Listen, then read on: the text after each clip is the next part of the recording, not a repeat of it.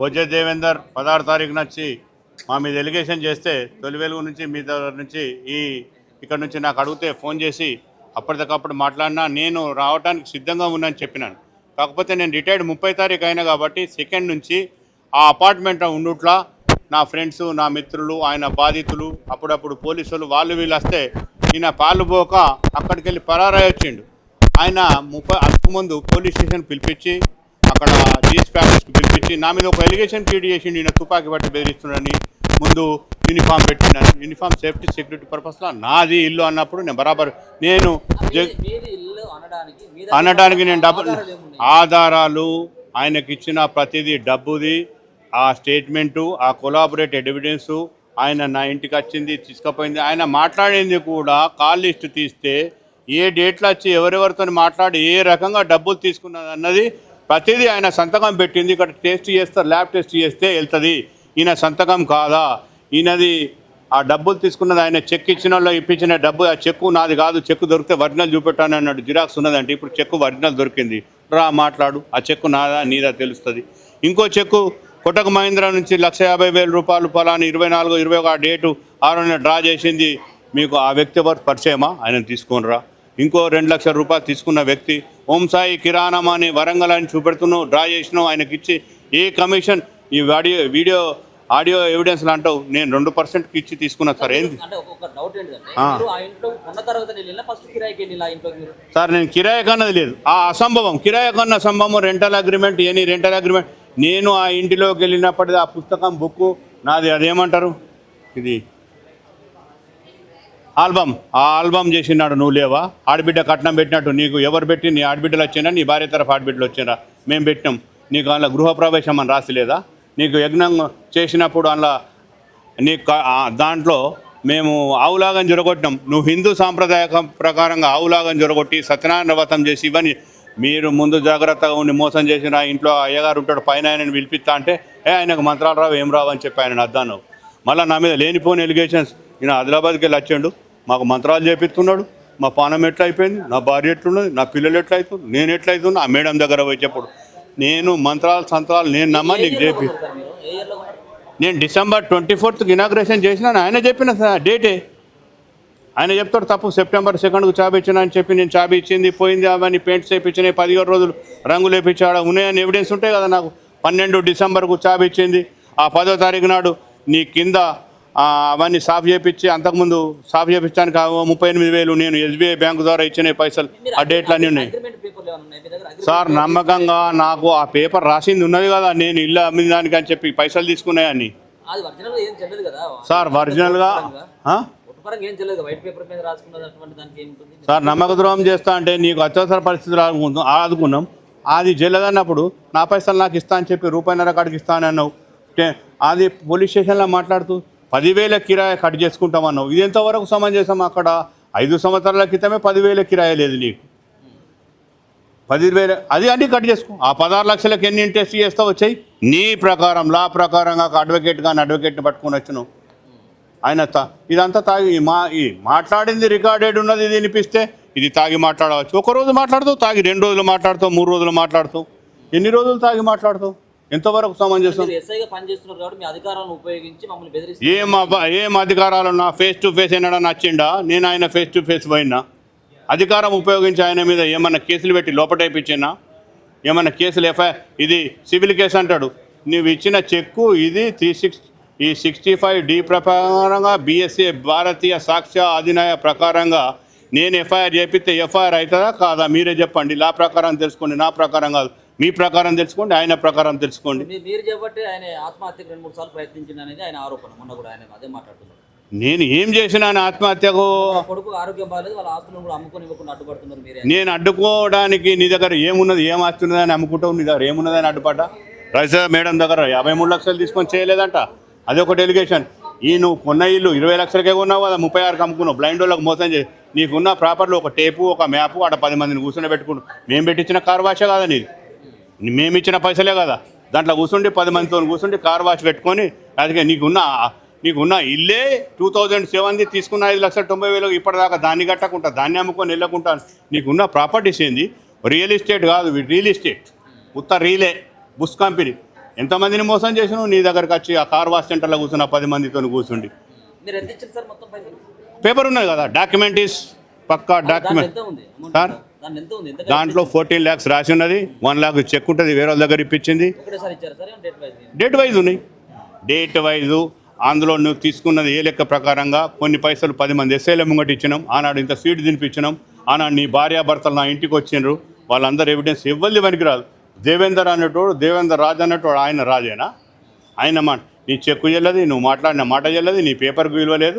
ఏమంటే నువ్వు రిజిస్ట్రేషన్ చేయించినవా, నువ్వు అది చేయించినవా, నువ్వు అగ్రిమెంట్ తీసుకున్నావా? రోజు అగ్రిమెంట్ రేపేంటి అన్నదమ్ములాగా నీకు నా తల్లి వెనక తల్లి తీరు మీ అమ్మున్నది అని అంటే 3 నెలలు బంగ్లా మీదకి దిగకపోతే ఆ కింద కొనుక్కున్నది రిపేర్ చేయించినాక నా కింది తీస్తాను మోసం చేసి మీరు తీస్తుంది. అన్యాయమా కాదా? ఫైనల్గా చూసేది కూడా కోర్టులు కూడా రిజిస్ట్రేషన్ అయినాయా లేవా, అగ్రిమెంట్ సరిగ్గా ఉందా అనేది లేదనేది. అరే నేను కూర్చున్నప్పుడు చెప్పినా కదా, మొన్న కూడా నీవు న్యాయం తప్పినావు, ఆ ఇల్లు అమ్ముకున్నావు, 20 మందికి మోసం చేస్తే నీ ఇంటి చుట్టూ తిరుగుతున్నారు కదా, ఆ ఇల్లు తీసుకో, నా ఇల్లు ఇస్తా తీసుకో, నా పైసలు నాకు పడే అంటే ఏమన్నావు? ₹1.5 కట్టిస్తాం. మీ ఇష్టం, 5 సంవత్సరాల తర్వాత ₹1.5 కట్టిస్తాం. ఓకే, నీ దగ్గర ఏమున్నాయని కట్టిస్తావు? ఉన్న ఇల్లు బ్యాంకులో ఎంత ఉన్నదో తెలియదు. ఆ హెచ్బిడియా హెచ్డిబిఐ బ్యాంకు, ఆ బ్యాంకు అడ్రస్ చెప్పవు. బ్యాంక్ ఆయనకి ఏం చెప్తావు? నాకు ఇల్లు అమ్మినా వేస్తున్నాయి. రెండోది చెప్తావు సార్తో సెటిల్మెంట్ అవుతున్నది, ఇక ఫైనల్ చేస్తా అని చెప్తావు. ఆ బ్యాంకు వాళ్ళతో పిలిచి మాట్లాడి సెటిల్మెంట్ చేయి, ఫైనలైజ్ చేయి. సరే నీ దరిద్రమో నా దరిద్రమో కాలం నేను వచ్చినా మాట్లాడినా కూర్చోండి, మాట్లాడి ఈ పైసలు తీసుకునే ప్రూఫ్కు ఈ ఆడియో ఎవిడెన్స్, ఆ డాక్యుమెంట్, ఆ పేపర్. మాట్లాడేటువంటి ప్రయత్నం చేసిన 16వ తారీఖు ప్రెస్ మీట్ పెట్టి పోయింది కదా ఇక్కడ. ఆయన ఫోనే స్విచ్ ఆఫ్ అవుతున్నాయి, నాకు ఫోన్ చేసి వాళ్ళు వీళ్ళు అడుగుతారు. ఆయన కంటికి కనబడకుండా ఆయన అక్కడికి రాలేదు. ఆయన ఏం చేసిండంటే హైదరాబాద్ వచ్చేలో నాకు ఒక విషయం అందించింది, ఎంతవరకు నిజం. వాళ్ళ బాబా ప్రిన్సిపాల్ అట, నేను పోలీసుల మీద గిస్తలని ఎలిగేషన్ పెట్టినా, నా కోసం రోజు ఫోన్లు వస్తున్నాయి, నన్ను ఆడ పోతే బాధిస్తారని ఇక్కడెక్కడ హైదరాబాద్లో చెప్పుకున్నట్టు నాకు తెలిసింది. ఎంతవరకు నిజమో నాకు తెలియదు. ఫైనల్ ఏం చెప్తారు మీరు? ఫైనల్గా మీ దగ్గరకు వచ్చిండు కదా, ట్రై సిటీ, కాజీపేట్, హన్మకొండ, వరంగల్ నిడిచిపెట్టి వాళ్ళ గ్రూప్, వాళ్ళ మిత్రాత్మ రక్త బంధువులు, వాళ్ళ చెడ్మెంట్స్, వాళ్ళ యూనియన్, వాళ్ళ అసోసియేషన్, వాళ్ళ కుల బాంధవులందరికీ మీడియా గ్రూపులలో గ్రూపులలో పెట్టిండు కదా. వాళ్ళ ముంగటన కానీ మీ ముంగటన కానీ పోలీస్ స్టేషన్ కానీ ఎక్కడికి పిలిస్తే అక్కడికి నేను వస్తాను. No gunmen, no pen, 1 men, ఒక్కొన్ని వస్తా, మాట్లాడతా. నేను నా భార్య నా పిల్లలు రమ్మంటే వస్తాం. నువ్వు నీ భార్య నీ పిల్లలు బయటకు రా, మాట్లాడు. నా భార్యకి ఎందుకు ఫోన్ చేస్తావు? అంత దమ్మాకు వచ్చిన నీ కాజీపేట నుంచి తీసుకొచ్చిన నీ మొదటిసారి ఉన్నా నేను ప్రభాకర్ వచ్చినప్పుడు వచ్చిన ఆ గుండా సంఘం అందరినీ ఇప్పుడు బయటకు పెట్టినాక వాళ్ళందరినీ ఇంటి మీద పడితే పరిస్థితి ఏమవుతుంది? నువ్వు గుండాయిజానికి సిద్ధమవుతావు, నూరు అబద్ధాలకు సిద్ధమవుతావు. అరే దారి తప్పి నువ్వు కిస్మత్ తక్కువైంది. మనిషి ఆశాజీవి, అత్యాశకు పోతే పర్వాలేదు, దురాశకు పోతే దుఃఖానికి అయింది, జరిగింది. నువ్వు గదానికి ఒప్పుకో. నేను ఏ జిల్లాకి వచ్చి నీ మిత్రాత్మ రక్త బంధువులు చేస్తారు. సార్ ఏటీఎం అట, ఇంటికి పోగానే సరే సార్ వచ్చిండు, నా దేవుడు, నా అన్న, పోయి చాయ్ పోయి టిఫిన్ పెట్టు, నేనేం తినమ్మా తినొచ్చును, నాకేమద్దు, నాకు ఇల్లు సరిపోదు, నా కార్ పార్కింగ్ అని చూపెట్టును, పార్కింగ్ అని జేసీ పెట్టి పార్కింగ్ చేపిస్తాను. నాకు మొన్న ఒక ఎలిగేషన్ చేసిండు, ఒక 5-6 జేసీబీలు ఉన్నాయని. ఏ ఒక్క జేసీబీ చూపెట్టు నీకే ఇచ్చేస్తాను. నేను కానీ నా ప్రత్యక్షం కానీ నా పరోక్షం కానీ నాకు జేసీబీలు ఒక 5-6 ఉన్నాయన్నాడు కదా, ఓ 2 జేసీబీలు చూపెట్టమని నీకే రాసిస్తాను. మేడం మీరు రండి ఒకసారి. దేవేందర్ చిత్రం మోసపోయినటువంటి నేను ల్యాండ్ గురించి యాక్చువల్గా గన్పూర్లో ఉన్న ల్యాండ్ నాకు అమ్ముతా అని చెప్తే నేను తీసుకున్నాను. అదొకటి గోశాల పర్పస్ అని చెప్పి మేము తీసుకున్నాం. మా హౌసింగ్ లోన్ అది శ్రీరామ్లో ఉంటే ఆయన ల్యాండ్ నేను మార్టిగేజ్ విడిపించాను బ్యాంక్ లోన్ ద్వారా. ఆ పేపర్లు ఆయన తీసుకొని పారిపోయిండు, నాకు రిజిస్ట్రేషన్ చేయాల్సింది. అంత తెలివైనోడు. అది 1210 గజాలు, కానీ అక్కడ 10 లక్షలు 15 లక్షలు కూడా లేదు. నాకు అబద్ధం చెప్పి అది నాలా కన్వర్షనే కాలేదు, అగ్రికల్చర్ ల్యాండ్ అది నాలా కన్వర్షన్ అయిందని చెప్పి అబద్ధం చెప్పి మోసం చేసి తీసుకున్నాడు. ఆ తర్వాత ఇది నాకు వాళ్ళ ఫ్రెండ్స్ అందరు చెప్పిండ్రు, కావాలంటే మీరు ఫ్రెండ్ని కూడా కనుక్కోండి, నెంబర్ ఉంది, వాళ్ళ క్లోజ్ ఫ్రెండే.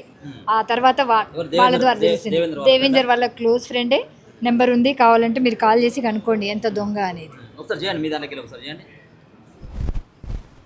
ఎవరండి ఆయన పేరేం పేరు? సురేష్ అని అన్నయ్య అనే స్పీకర్. ఆయన కూడా బాధితుడేనా? అన్నయ్య చెప్తారు మీకు, తన క్లోజ్ ఫ్రెండే, ఆయనకు కూడా డబ్బులు ఇవ్వాలి. ఇదే పనిగా అందరినీ వీళ్ళ ఫ్యామిలీ మోసం చేయడమే, సూసైడ్ చేసుకుంటాము, కష్టాలు ఉన్నాయి, అది ఇది అని చెప్పి. సురేష్ గారు అండి, ఒక్క నిమిషం ఒకసారి వాల్యూమ్ పెంచండి కొంచెం. హలో సురేష్ గారు అండి, మేము మీడియా వాళ్ళు మాట్లాడుతున్నాం. ఇప్పుడు ఈ దేవేందర్ తెలుసా మీకు? హన్మకొండ బొజ్జ దేవేందరు ఏంటి సార్ ఏమైనా మీకు వాళ్ళు ఏమైనా పైసలు ఇవ్వాలన్నా వాళ్ళకి మీరు ఇవ్వాలా పైసలు ఏమైనా ఆయన గురించి ఏమైనా మీకు తెలుసా? సార్ దేవేందర్ అనే తను నాకు చిన్ననాటి నుంచి వెళ్ళి నా క్లాస్మేట్ సార్. నర్సరీ నుంచి వెళ్ళి 10th వరకు ఒకే స్కూల్లో చదువుకున్నాము. చాలా అదే నా క్లాస్మేటే. తను మా దగ్గర మా అందరి మిత్రులందరి దగ్గర, మా క్లాస్మేట్స్ అందరి దగ్గర డబ్బులు తీసుకొని అందరికి ఎవరికి ఇవ్వట్లేదు. ఓకే, ఎంత ఇవ్వాలి సార్ మీకు? నాకు 1,50,000 రూపాయలు ఇవ్వాలి సార్. అంటే మీలాంటి వాళ్ళు ఉన్నారా ఇంకా? సార్ అంటే మీలాంటి వాళ్ళు ఇంకా ఉన్నారా, మీ ఫ్రెండ్స్ వాళ్ళు కానీ? చాలా మంది ఉన్నారు సార్. అంటే మాకేంటంటే ఒకళ్ళు తెలియకుండా అందరి దగ్గర చాలా డబ్బులు వసూలు చేశారు సార్. చాలా అంటే ఎన్ని ఎన్ని ఎన్ని వసూలు చేయొచ్చు సార్? నియర్ అబౌట్ అంటే నా మిత్రుల దగ్గర ఒక రమేష్ అనే మిత్రుల దగ్గర 2 లక్షలు, నా మిత్రుని సిస్టర్ దగ్గర ఒక 36 లక్షలు, ఆ తర్వాత ఇంకొక మిత్రుడు రమేష్ అని మా మిత్రుడు ఉన్నాడు. తను వాళ్ళ సిస్టర్ కు ప్లాట్ అమ్ముతా అని చెప్పి తన దగ్గర ఒక 50 లక్షల దాకా తీసేసుకున్నాడు. ఎందుకు మరి? అంటే అంటే అంత ఈజీగా డబ్బులు ఎట్లా ఇస్తారు మీరు? అంటే ఏమన్నా మీకు ఆస్తి అమ్ముతాను, భూమి అమ్ముతానని చెప్పేసి అంటే ఇచ్చిన మీరు ఎందుకోసం ఇచ్చిండ్రు? సార్ మేమేమో ఫ్రెండ్షిప్ లో హోటల్ పెడుతున్నాము ఇంకేంటి అని ఇచ్చాం సార్. అంటే పెడితే సార్ చిన్న మిత్రుడుగా ఎక్కడ పోతాడని ఇచ్చాము. కానీ మా అందరినీ మోసం చేశాడు సార్. మొన్న ఫస్ట్ కి ఇస్తా అన్నాడు, అపార్ట్మెంట్ అమ్ముతున్నా ఫస్ట్ కు మీకు అమౌంట్ ఇస్తా అన్నాడు. కానీ అపార్ట్మెంట్ కు మేము లాస్ట్ పోతే అపార్ట్మెంట్ అమ్మేసిండు, రాత్రి ఖాళీ చేసి వెళ్ళిపోయాడు. మాకు మొత్తం ఇప్పుడు ఎక్కడ ఫోన్లు కూడా అన్ని స్విచ్ ఆఫ్ పెట్టుకున్నాడు సార్. అమౌంట్ అమ్మినకి ఇస్తా నేను అన్నాడు.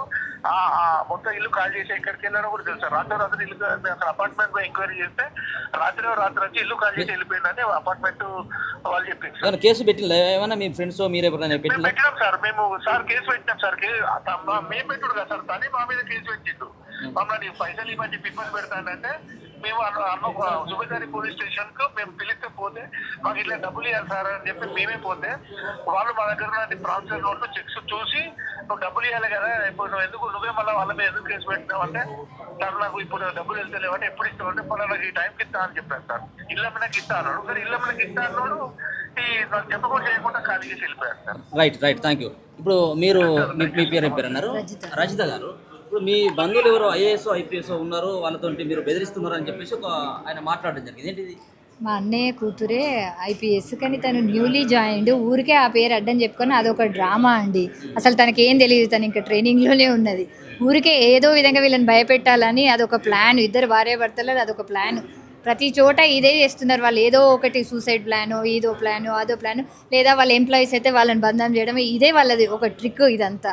అందుకే ఇలా మాలాగా ఇంకొకరు మోసపోవద్దని మేము ఇలా వచ్చాము. ఇది మీరు గమనించారు. 55 లక్షలు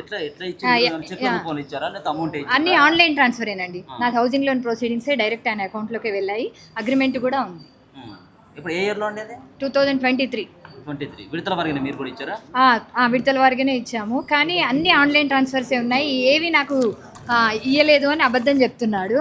కానీ అన్ని ఆన్లైన్ ట్రాన్స్ఫర్సేనండి. అబద్ధం ఇదొకటి తప్పించుకోవడానికి ఒక తెలివి. ఒకటే ల్యాండ్ని 2-3 చూపించి వాళ్ళ దగ్గర డబ్బులు గుంజడం, ఇదే పని అన్నమాట. మాలాగా ఇంకొకరు మోసపోకూడదనే మేము ఇంత దూరం వచ్చింది సార్. గన్పూర్ శివునిపల్లి అండి. గన్పూర్ దగ్గర శివునిపల్లి. పెట్టామండి, ఎఫ్ఐఆర్ ఫైల్ చేసాం. ఎప్పుడు చేశారు? ఒక 6 months అయిందండి. 6 months. లేదు, నాకు కనబడకుండా తిరుగుతున్నాడు. ఫోన్ ఎత్తాడు, స్విచ్ ఆఫ్. చేశారు. అందుకనే మేము ఇలా అందరికీ వేసి చెప్తున్నాడు ఇంకా ఎంతమందిని మోసం చేస్తాడో అని ఇలా ముందుకు వచ్చాం సార్.